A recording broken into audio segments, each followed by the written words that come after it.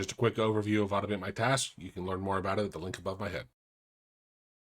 Now, this tool is built in to where you can choose how long it's going to wait until we find, let's say I'm looking for W's, display matches, we found all those, how long it's going to wait until these show up. By default, it says 2 seconds, and let's put on an alert here. I am going to go ahead and cover these. And now, after 2 seconds, it's going to show me alert. It could not find it. If I disable this, I can turn on an audio alert and retest. And then I'll hear, after 2 seconds, it's a sound letting you know I could not find it. If I can find it and I test, it finds it right away and you hear a different sound, right? So this is how long it's going to wait. If you want it to wait indefinitely, you change it to 0. And let me cover these guys and hit test.